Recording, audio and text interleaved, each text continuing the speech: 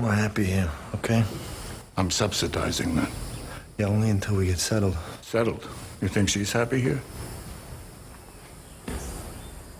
Isn't she? You think she had this dump in mind when she left Mineola, when she laid eyes on you? No. She had more in mind, and she deserves better. She's a beautiful woman. It's like your mother. Thanks for visiting. Thank you, honey. I better get back to work. How you think my son can afford to live like this?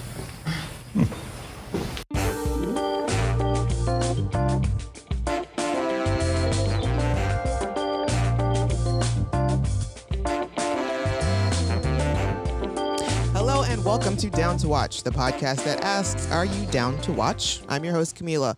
There will be talk about movies, music, TV, and just general pop culture goodness. It's been a while. Welcome back. Welcome back to me as well. Down to Watch can now be found on Anchor.fm and Spotify. That is the big news. So, this is episode 61, and I am bringing back the Hey Girl edition, where I am continuing to study the gentle curve of Ryan Gosling's career. And my good friend and revisiting Sunnydale co-host, Marcella, has agreed to help me finish the job. I have. Hello, everyone. Welcome, Marcella. Thank you. Sorry, my phone just started talking to me out of nowhere. Like, okay, Bixby, like, mind your business. Like I am Alexa now. All right. So welcome. I'm super excited to get back into this thing, and hopefully we can make some good revelations along the way. First and foremost, I ask everybody that's new to this this area, this arena of Hey Girl, what are your thoughts on Ryan Gosling? I love him. I do. So I liked him as soon as I saw, what is it, Murder by Numbers? It was like, well, hello, sir. Who are you? I must know everything about you immediately. Nom, nom, nom, nom, nom, nom. And then it was, wait a minute. You were on the Mickey Mouse Club? Right? You were on the Mickey Mouse Club with Justin? Let me find out all of this. No. And then I found the videos. Oh my God, the videos. The performances, the swagger of like a 12-year-old. Right? Like, how dare you? How dare you have that much swag at that age? Right. And yet he rarely sings and dances now. So it was, there's just so much there. It's too much. He's wonderful. All right. Now he doesn't really sing and dance but that is one of the things, and we'll get to that in the Gosling gauge, which I have, because there's a lot of things that a lot of his characters have in common. And one of them is usually they will sing or dance in the film. So far, like, it's pretty, like, from the ones that we have gone through already, like, I think it's only found like one or two of them that he did neither of them in. And that was like the more serious and depressing roles. But, yeah, and like I said, and I don't know if I mentioned before, but we're going through his filmography in chronological order. We did get out of order a little bit, and it has been a while, but we're back on track. So we're at All Good Things, which was released in 2010. Before we get too deep into it, Marcella, did you watch the Jinx or the Very Scary People episodes that were about Robert Durst? Did you know anything? I did not. You didn't watch? I did not. Really? Do you know anything about the Robert Durst situation? Just when it happened, I remember, little things here and there, but not really. Oh my God. So, yeah. So it wasn't until after I watched this and I started looking it up, and I'm like, is this shit real? And I started looking up like things that, and it was like the Jinx usually, and I'm like, oh, damn it. Now I have other things I need to watch. I need to get through the vow before I get to the Jinx. Right? But yeah, the Jinx, oh my God, you absolutely have to watch it, because it's insane. And I think I may have vaguely known a little bit about the Robert Durst case, not to be confused with Fred Durst, but like when I saw this movie, and then like everything just kind of came out after that. So the plot summary, we've got, also, as always, there will be spoilers, guys. So plot summary. Mr. David Marks was suspected but never tried for killing his wife, Katie, who disappeared in 1982, but the truth is eventually revealed. Directed by Andrew Jarecki and written by Marcus Hinchy and Mark Smerling. So I had seen this movie before. Marcella, had you seen it before? I had once before, and I remember not liking it very much. So I was excited to watch it again to see if I had the same opinion this time. Well, it's crazy because like this, he doesn't like. All right, so it's been so long since I've done this. I'm about to forget what my Which your shtick is? yeah, what my thing is. So first, we'll just shout out a few of the main players we've got in this film. So we've got Ryan Gosling as David Marks, Kirsten Deadeye Dunst as Katie Marks, Frank Langella. I never know how to pronounce his name. Yep. He is Sanford Marks, David's father. Lily Rabe, always a favorite of mine, American Horror Story alum, who's playing Deborah Lerman, David's good friend, and Philip Baker Hall playing Malvern Bump, David's most recent victim. And then just randomly, Nick Offerman and Kristen Wiig are in this too. I'm like, I was so surprised to see Nick Offerman in there. I'm like, what? I was too. And then to be like playing just a quote normal character. And to just bust out crying at it. I'm like, what is wrong? Where is this depth coming from, Nick? Who? Okay. Where's the salty comments? Where's the sarcastic and judgy eyeballs? I don't know this Nick. Who is this person? Right. But it's a welcome change. Yeah, I like it. Yeah, I mean, he didn't have much screen time, but he plays Katie's brother, I'm assuming. Yeah.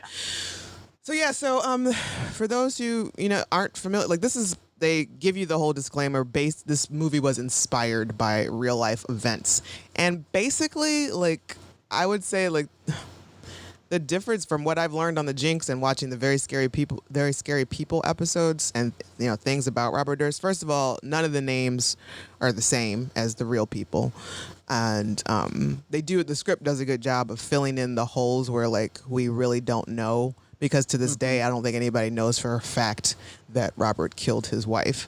But it's pretty like, yeah, we can't prove it, but I'm pretty sure it happened.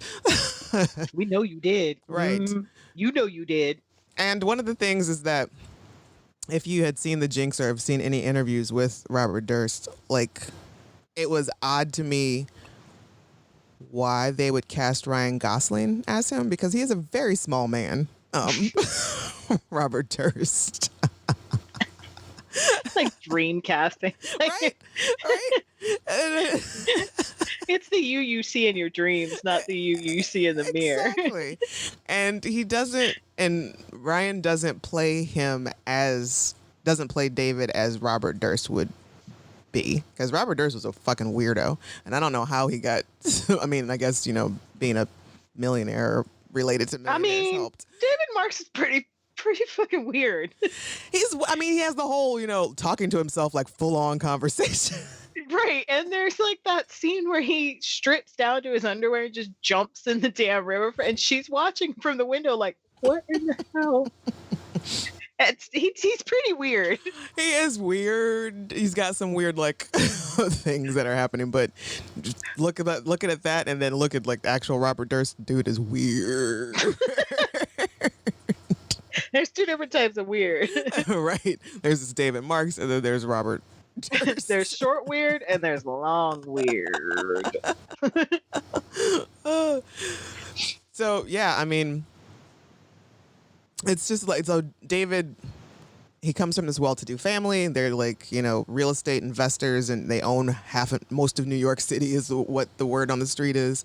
And I don't know how true this is to real life, but in the movie they talk about how his father, they own these buildings in Times Square, which basically like are places for seedy massage parlors and porn ventures, and they have to go and collect the rent in cash. And so something is not right there. So there's some seedy things happening. And then, the police are involved in wanting to raid them and wanting to get them, I don't know, close the shops, close the places down or what. So I'm not exactly sure. It wasn't clear to me how involved the Marks family was in like the actual, like what was, it wasn't clear to me like why we should care. I have a note that says 26 minutes in. I have no idea what this movie is about. And then I had another note that was like, I still have no idea what's going on. And this was 37 minutes in. Really? Yeah. That's how slow it was to me. Like, I could not, I'm like, is this a thriller? Is this who cares about Kirsten Dunst? Wait, so you're going to give up everything you have in the city for a food market? An all natural food market? Well, I think. And your dad's not happy about it. Is somebody going to kill somebody? Is something going to happen in this movie? Because they do spend a long time with them and everybody. A long time. A really long time, to the point where when we finally get to like the more recent crimes where he's dressing up as a woman and pretending to be mute, that section feels very rushed. Very rushed. Like, it took forever to get the setup, and then all of a sudden he's dressing in drag all over the place and beating up old men, and then it's over. And I'm like, what happened? And there's one part that I even went back and watched 3 times, and I still don't understand it. Okay. And it's when Kirsten Dunst finds that bloody piece of clothing in the shed. Whose is that? It's her dog. It was a bandana that she had tied around. Like, there was a scene where she tied it around the dog's neck. And, you know, they made a big deal out of showing us the bandana and the color of it and everything. And then she found it so weird as to assume that he killed the dog, which was his dog. Like, right. It was before he even met her. Right. Which, damn, dude. Like, right. He was kind of mean to that dog in the very beginning of the movie, too. So I think there was a long distrust relationship between him and that dog. Right, him and that dog. But you killed that dog. Oh, I like you even less than I liked you yesterday. And now I understand why she was so upset, but I was so confused. I'm like, why is she so upset about this piece of clothing? She's like, this was my last good shirt. It's covered in mud and blood. Right. Now, I will say the one good thing about this movie to me was how it was shot. I really do like the way it was shot. A lot of the scenes are beautiful. The angles are amazing. Yeah. Visually, it was done very well. And, you know, like I said, the script, it was a little slow. And I don't know if it's just because Kirsten Dunst is just so damn annoying to me. But you saw some titties this time. That was kind of jarring. I was like, okay, I guess you're just doing that now. Apparently that was her first nude scene. If you're going to do it, you do it when they're hanging on their own. Right. That is the time to do it, when they look their best. It's like, I'm going to let you girls shine for this time period. This is the scene that's going to make me feel better when I'm 70. Right. We are in our prime right now. So let's do this. Let's get it out there. Yeah. So it was a lot of set up with like their whole life and all that. Like, I don't think we needed to...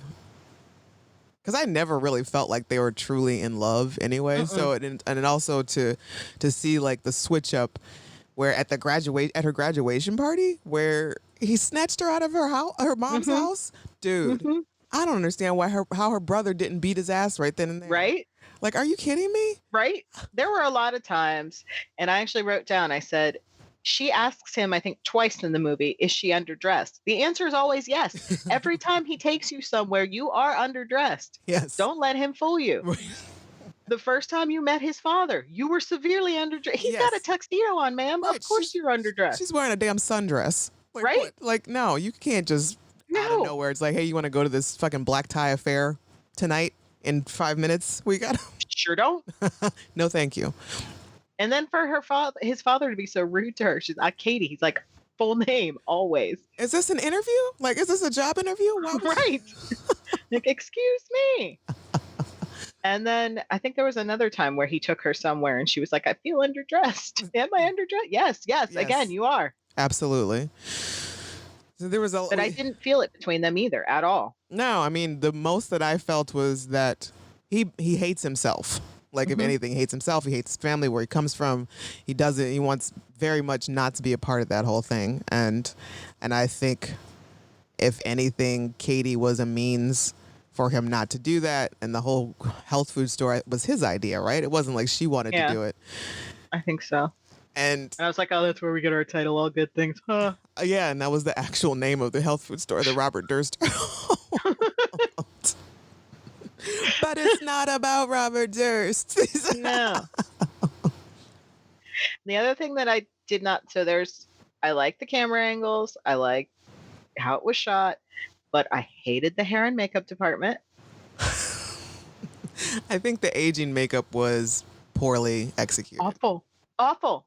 Um, He looked like a made-up old man, like somebody was playing old man for Halloween. yeah, and even Especially in the courtroom. yeah, and like and his brother, his younger brother too, like his looked terrible. Also, when they got to him, I was like, you know what? At this point, like, don't even like, well, just don't like at this. Just hire an older dude to play that, but like, why? Right, because first of all, his brother wasn't a major player in this. The dude who played his brother didn't have a lot of screen time, so it didn't matter who the fuck was playing him. They could have brought any old Joe Schmo in to play for the 2 minutes on screen. I just don't. It really took me out of it. From the very beginning, I hated his hair right away. I was like, is that your hair? Or is that a wig? It has to be a wig. And you look all sallow and yellow. You look malnourished. What? Eat a sandwich, get a haircut. And then a little bit in, he did clean up a little bit. And I was like, there's Ryan. There's the Ryan I know. But then we also got a little, again, like when he started working for his dad, like I think did he dye his hair? Did they dye his hair darker? Because his hair seemed black at that point. And or dippity do. It was, something was weird. And then there's the whole section in the middle with those weird porn stores where he's supposed to be taking Katie to the doctor. Yeah. And his dad's like, no, you have to go get that cash now because they're raiding all the other places. Mm-hmm. And he actually just was like, I'll catch up with you later. Like, I'm sorry, what now? You want me to have this abortion. Right. This is your idea. Right. And you can't even come with me to... No, okay. Okay. You gonna make me do this all by myself? That honestly would have been it right then and there. Because just the level of disrespect and disregard at that point. And he's just having... I don't... The need of a therapist is like an understatement for David Marks, because his whole not wanting to have children for whatever reason, he had a bad childhood. Doesn't want to carry on his genes or whatever. But then to the point of making her get an abortion after it already happened, and also not even really being honest with her about why he didn't want to have children. But also, that's the kind of thing you talk about before you say I do. I'm just saying. Right. You don't just assume. Yeah. It was weird to me in this movie in particular because normally Ryan has chemistry out the ass with his co-stars. Right. Sandra Bullock. I mean, hell, they even dated. He has a bad habit of actually dating them at the same time. Right. Eva Mendes, whatever. Yeah. I think are they married now? I don't know if they're actually married, but I know she got 2 kids. Right. They got 2 kids together. They coupled up. Right. Was it Emma And then Stone? Rachel McAdams. Oh, yeah. But you could tell there was no humping around with this set because there's barely any chemistry. They have one good kiss, I think. And it's in the shower. Yeah. Other than that, there's just no real chemistry there. And you're right, she has dead eyes. I feel nothing from her. It's Kirsten's fault. I don't think she has chemistry with anybody on screen, quite frankly. It's just like no one will compare to Brad when you're 11. Right. And I think we got the most out of her. Like that was all that she had to offer then. Was like that. All her mojo got sucked into Brad Pitt. Right. She lost it. That's why he's so attractive. Exactly. That kiss, my dear, was sucking the soul, right? Sucking your soul, quite literally. Hope it was worth it. And there's no buildup of tension from her. It's like she's mad. She's running across to the neighbors in that one scene. I'm like, what's going on? Why did you go back? Yeah. Yeah, it was a little haphazard. What that whole thing was, we never actually see him beat her or anything like that. But, no, she's just covered in blood. And it was like, I don't even recall what the scene was before that, but it seemed like it was a time jump or something. I was confused by what was happening. Because they went over to his apartment, they're like, David? And he's like, yes. Can I help you? Looking like he was just sitting down reading the newspaper, like nothing amiss. In Chris Evans' sweater from Knives Out. And then, like you said, we get to this trial section, and it just seems like all of a sudden it's like a sprint to the finish. Mm-hmm. And the only question I'm left with is, what was in the trunk of that car? Yeah. So, and I'm assuming that, again, this is all up for interpretation because Robert Durst has never flat out said what had happened to his wife, that he did it. But, you know, I'm assuming this is all just the filmmaker's very tongue-in-cheek way of, like, it could have been her body, could have been nothing. Either way, it's like basically that's how you cover your ass by not being like, hey, he actually did it. This was the body kind of thing. Right. And so he can't get sued for defamation of character. Right. And if he did, if let's just say that's true, he basically went to his dad and was like, you deal with it. She's gone, I'm out. And he walked away. Which I think is dope as fuck. He's just like, I'm not doing this. Here, I did this thing and I'm going to go. Right. Which then leads me, when he goes and visits his dad one more time and he tells him, you know, I still miss her every day. And we don't really see the rest of that conversation. Right. At some point we see like, what'd you do with her? Can you just tell me where you put her? Because I'd like to go talk to her. You know, because that would be cool. And like, no matter what happened, like during that trial, he couldn't say whether he got rid of her because he has no idea what happened after he just left her there. Truth. True. He could never lead them to where she is. He has no idea. So the three people that I'm assuming, I think that Robert Durst is accused of killing are, well, not legally accused of, but his wife, Susan Berman, I believe. Was that Lily Rabe's character? Yeah, Susan Berman. Deborah something. Yeah, Deborah Lerman in the film. And then, you know, his neighbor, that guy. Which I'm calling bullshit on that story. The neighbor? Yes. Like, so you had to, okay, so he came at you with a gun. Mm-hmm. So you had to then defend yourself by beating the crap out of him. Right. Then shooting him. Then cutting him up. Right. And then putting him in a river. Right. And all you get charged with is unlawful handling of a body? Yeah, like unlawful disposal. Improper disposal of a corpse? Exactly. Now it's all bullshit. Like I can't believe that there is United States. That's some white privilege shit right there. Exactly. Because there's no fucking way put a black man in that seat right there. Like you cut him up? Right. No, put him under the jail. Nope. Right. You are now the foundation of the new jail. Like, there's no way. Nah. And they bought the story that it was self-defense. Right.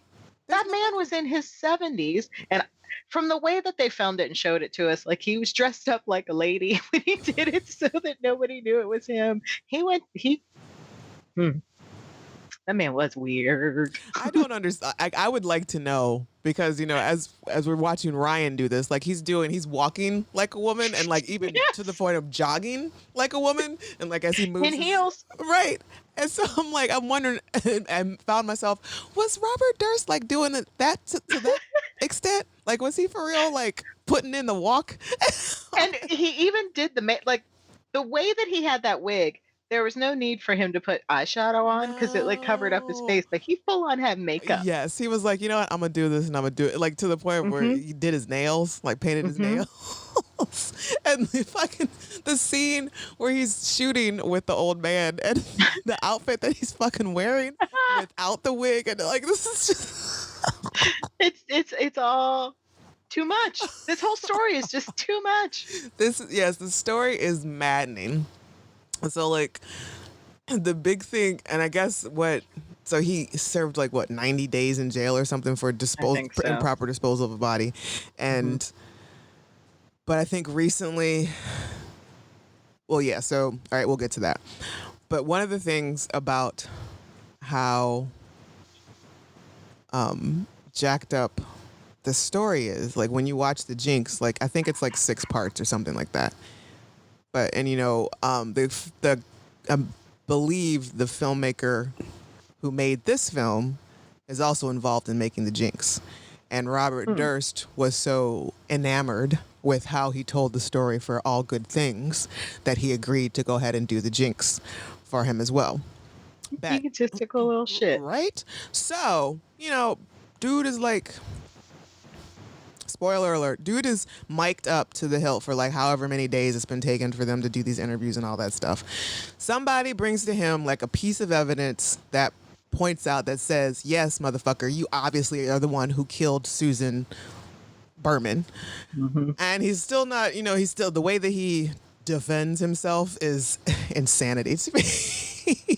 And so he's doing his hemming and hawing and whatever and whatnot, blah, blah, blah. And he's like, I need to take a break. I need to go to the bathroom. They're like, okay, cool. He goes to the bathroom, still mic'd.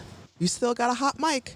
And he starts talking to himself and starts saying things like, he's like, what have you done? What have you done? He's like, you did it now. They got you. Of course you killed them all. Of course you killed them all. Wow. I remember when that came out and it was just like, well, what the hell? You idiot. Right. And that was the last episode. And I'm pretty sure like they're using part of the Jinx as like reason because he's like caught up in some court systems now for some stuff. And the last thing I saw was that his court date has been postponed because of COVID. Mm-hmm. But so it's such a bizarre... I bet you when they were waiting for him to come back, but still had the intern that still had the headset on. Right. I would have lost my shit. Uh-huh. I've been running around. Somebody! And then how do you keep cool after that? Like when he comes back in. Hey. So, yeah, was that you had a good pee? Yeah. Can I get you coffee? No, you prefer tea? I have to go to the bathroom now. Yes. And then I'm out. I'm not coming back. Oh, I'm not sitting in the same room with that man. No. So, yeah. That's basically, that is the movie. So some fun facts about it. We got Andrew Jarecki, who is the director of this, said he wanted to make a movie that the real life counterpart, Robert Durst, would watch and have an emotional reaction to. So upon seeing the movie, Durst contacted Jarecki, wanting to give his view of the events depicted. Yes, you egomaniac. And then the interviews with the normally reclusive Durst provided the basis for the documentary miniseries The Jinx, which was in 2015, and which gained widespread attention for contributing to Durst's arrest in relation to the murder of Susan Berman, who is depicted as Deborah Lerman in the film. Also, another fun fact, Ryan Gosling felt so bad about a scene that the scene he had to pull Kirsten's hair and he sent her flowers the next day. Oh. That's adorable. Oh, Ryan. Bless your soul. That's really sweet. And Kirsten Dunst revealed on the Late Night Show with Jimmy Fallon in 2009 that the real person that David Marks is based on visited the set of the film being made and watched from a distance. How creeptastic is that? How did he do that? Was he not in jail yet? No, it was not. Ew. I don't think. Or he had already. I'm assuming he'd already spent his time. His 90 days in jail. Right, because that was like 2002, I believe. Ew, he probably just looked like for ugh. Gross. Icky. Gross. I don't understand, like, as a filmmaker, like, how do you, as Andrew Jarecki, how do you hang out with this person? Like, I mean, right? I know they're not like out playing badminton or whatever, but there's a lot of time and I'm sure a lot of phone calls that go back and forth between them with all of this and all these interviews and all this stuff. How do you manage to do that, knowing what you know about them? It's like the guy who interviewed Ted Bundy for that documentary. Yeah. Like they were pretty much friends after, like, they had so many all those taped confessions and stuff. They talked so much. It was like they were friends. I can't imagine. Like, I'm all for reading about all of the serial killers and all of this stuff and like, true crime and everything. But I don't have it in me to like do actual investigation and to actually speak to or be in the same room as these people. I would be afraid to get some on me. I used to want to because I find them fascinating. Oh, it's absolutely fascinating, but I'm not doing the work. No, I'm not a profiler. I'm not gonna. No, I don't want my foot to end up in the river sometime. I don't want to become a Cautionary tale. Exactly, because all it takes is like one misstep, Right. one you said something wrong that just triggered them all. Oh my God, you wore teal today. Right. My mother wore teal when she used to beat me. Or you do something great, you write this great story, and then all of a sudden you've got this copycat that's like, I want to do that, and I'm going to Right. start with you. You go, no, no, thank you. Keep me out of it. And usually we make note of the soundtrack, which was nothing too incredible. And this one here, it's basically just a bunch of like 70s and 80s pop and disco. Not even good ones, though. No, though I know that Boogie Woogie Oogie was stuck in my head for like the rest of the day. And that's another thing. Like the Katie, her whole life was just like a downward spiral after the abortion situation. And After having him come to fix her sink, really. yeah, basically. The worst thing that ever happened to her was him coming to fix her sink. Which also just like totally fucked up. His dad tells him to go do that, and then he gets there and he's late, and he's like berating him for being late. Right. You told I was gonna be on time. And he's just like, and you brought her too? Like, I didn't invite you here to get you laid. Right. It's like, well, shit. But well, first, Katie's like, Hi, I can hear who you. said he was gonna get laid? Like, maybe I just wanted a fancy meal. Shit. Right. It's like your apartments ain't cheap, bro. I needed to get to eat this week. Right. All right, so we're gonna take a quick break, and then we're going to come back and rate the film, rate Ryan, and go through and from readings from the book of Gosling.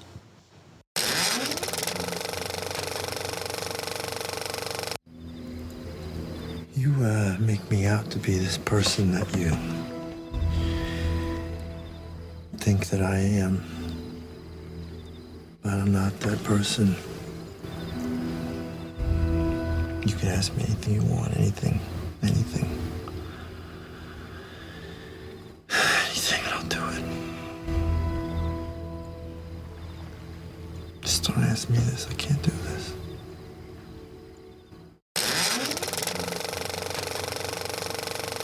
Okay, we're back. And we're talking about the movie All Good Things, starring Ryan Gosling and Kirsten Dunst and a whole mess of other people. So let's rate the movie 1 to 5. Marcella? 2. Ooh, wow. Really that low for you? Yeah, I didn't like it much more than I did the first time. Wow. Okay. Mine's not too much different. I'm kind of at a 3 with the movie is concerned. How do you rate Ryan's performance? Out of 5? Mm-hmm. 3. Really? I give him a 4. He lost a point because this is the first time in one of his movies I did not find him attractive.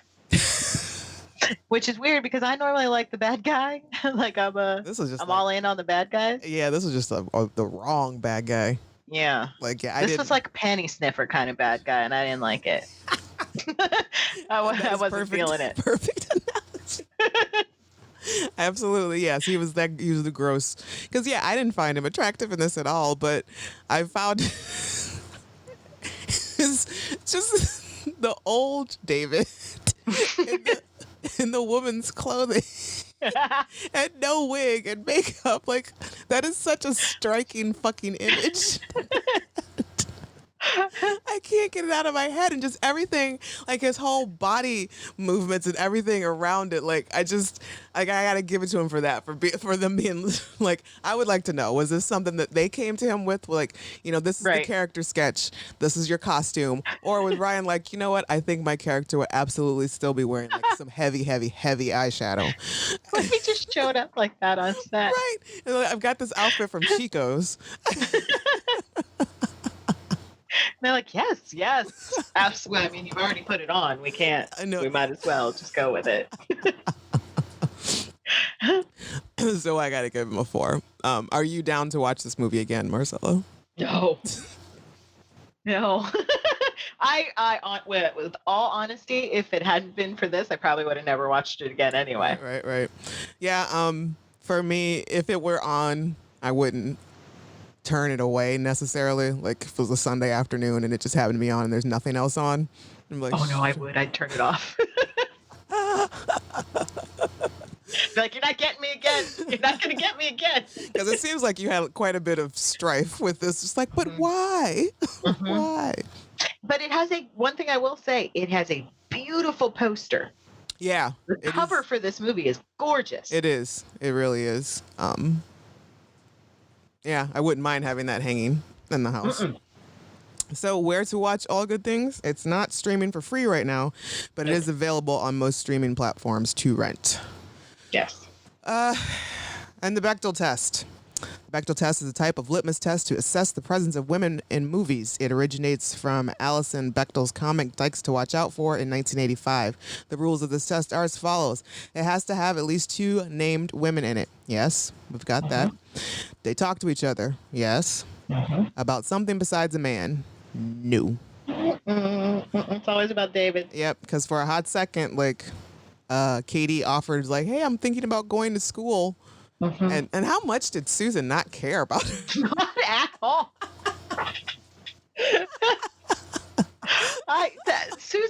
That whole Deborah character is just very problematic to me. That was another thing. I was like, who is this? What do you want? Right.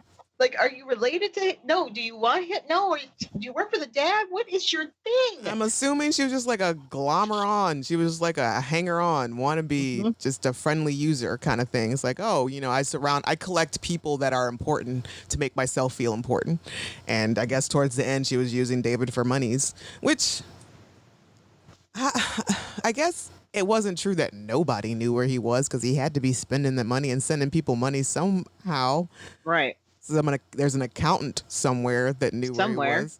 Which also brings me to when she went to go get the divorce, and they're like, he has no money himself. Right. She was like, son of a bitch. This is all his father's job. His father has done very well to make sure that he's got shit in his name. Which, okay, Katie, you found this out and you went back. Right. For the money. Because of the money. No. Your ass should have just kept walking. Right. At that point, it's like, well, fuck it. I mean, ain't no sense in me hanging around any longer. Right. Like, I can do bad by myself. Like, I can go, the fuck. Oh, God. But no. Now you're presumed dead. Poor thing. All right, so the Gosling gauge. There are certain types of characters that Ryan tends to gravitate towards. So, and this one, does he sing or dance? He does sing in an elevator towards the end. Which is adorable, actually. It's my favorite old man David scene. I kind of wanted it to end with him, like, smiling, like, looking up, Norman Bates style. Yeah. That would have hit me right, and I would have been like, I like you. That was as close as I got to that feeling, was at that moment. That was a good shot. Is his character eccentric? He's weird. Yes. I wouldn't call him eccentric, though. Like, does his best. Like, he stays within the lines of what normal society would expect from him. Yes, all the eccentric type things he does in private. Like that. It's not like he's out and about with his. like the scene after she's like, so, I mean, is something wrong with you? You can't have kids? He's like, yeah, something's wrong with me. And then he goes off and hides in the bathroom, and she rolls up on him, and he's talking to himself, and she's just full on, and she's like having this conversation, and she's like, knock, knock, David, yes.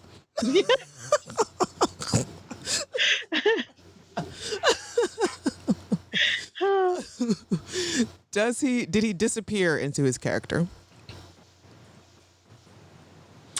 I don't think so. I'm going to say no, because if he had, I wouldn't have noticed the silly makeup. Right. I don't think he did either. I think I was very much aware. This is Ryan Gosling in old man makeup. Yeah. This is Ryan Gosling with like this weird haircut. Yeah. Smoking weed. Smoking weed. Is his character smug? Only at the end. In that elevator. Yeah. Yep. I'd say for the rest of it, he's kind of confused. Yeah. Kind of bumbly. Withdrawn. Definitely withdrawn. He has that wonderful therapy scene where he just screams. Yeah. It's the most guttural scream. and it has to be freeing to just scream like that. Right? But that, no, I don't. Okay, so basically this role stays on brand where Ryan Gosling is concerned. He doesn't generally take to just like, hey, we just need a guy to play Joe. And he's like, sure. No, not really. Until much more recently, I guess, which I've gotten kind of bored of Ryan's career. But so anyway, now we read from the Book of Gosling, which is 100 Reasons to Love Ryan Gosling.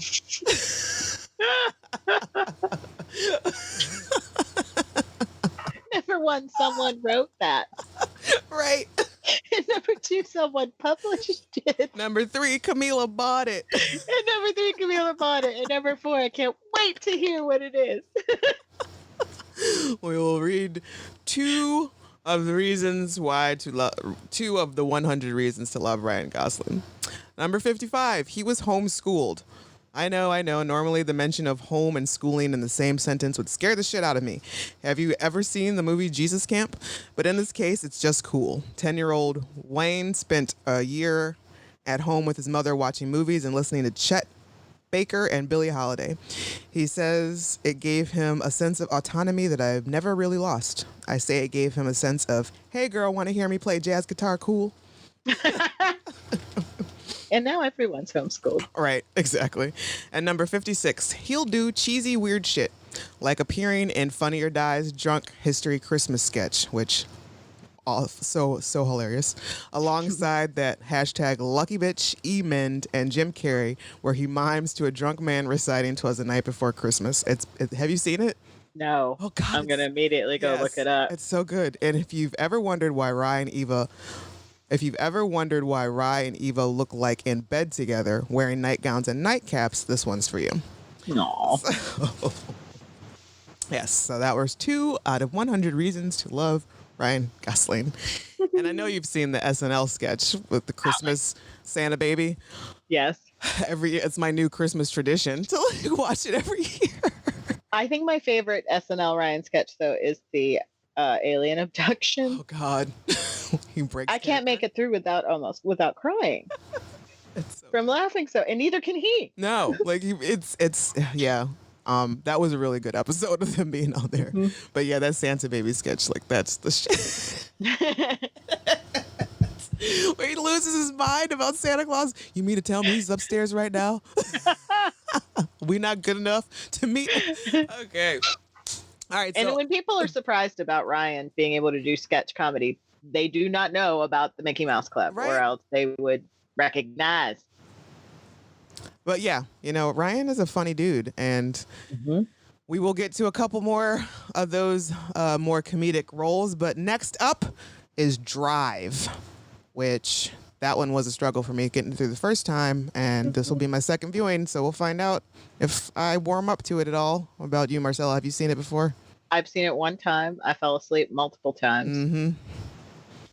But I like Carey Mulligan a lot. She's a wonderful actress. It's just there's a lot.